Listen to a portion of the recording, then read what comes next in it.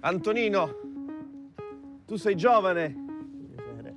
Piacere cosa? Piacere, Sei Antonino. giovane? Sì, sono giovane. Tu sei un calabrese che va nello spazio. Un calabrese doc che tenta di andare nello spazio e di portare la Calabria nello spazio. Quindi ci dai nuove prospettive all'insensatezza. Nuove prospettive e nuove frontiere, Sei l'unico uomo sensato in questo mondo di pazzi. Non l'unico uomo sensato, ce ne stanno diversi. Ci sono molti giovani che hanno progetti e quindi un senso. Nessuno è insensato in Calabria.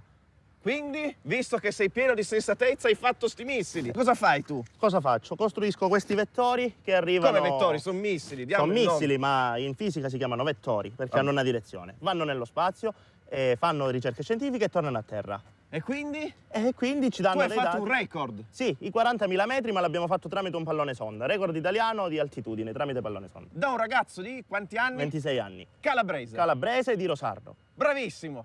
Grazie. Il nostro obiettivo, insieme ad altri amici giovani che si occupano di questi tipi di progetti, è quello di arrivare nello spazio, proprio nel vero e proprio spazio, portare una strumentazione scientifica e tornare a terra. Se sei mai stato colpito da un meteorite in testa? È capitato. Lo sapevo! È capitato quasi in testa, proprio mentre stavamo facendo delle osservazioni astronomiche. Abbiamo sentito un colpo, boom, era un meteorite. Da quel momento in poi hai inventato i missili? Sì. Possiamo dire che da quel momento in poi è nata la passione per i missili. Ma la soluzione qual è? Fuggire nello spazio? No, la soluzione è rimanere a terra per andare nello spazio.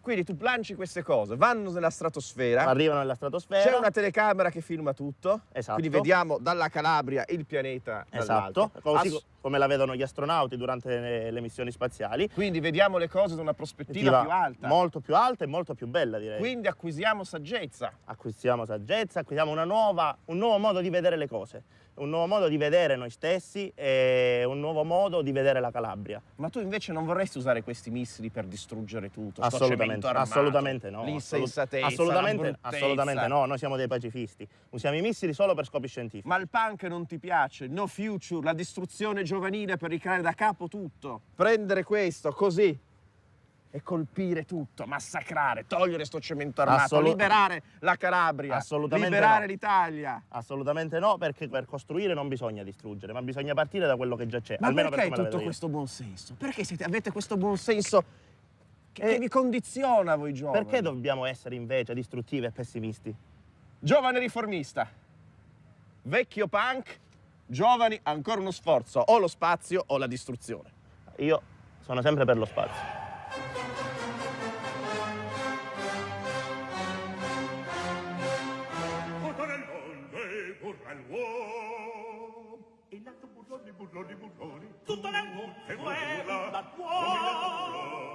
Tutto nel mondo è burla, si canta del Falstaff di Giuseppe Verdi.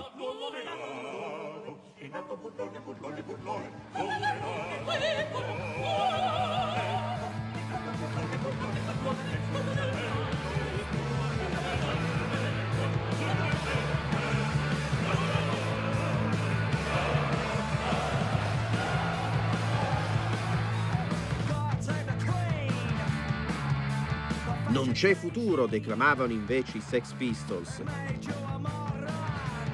E viste dall'alto, queste due affermazioni sembrano contenere la morale di tutta questa storia.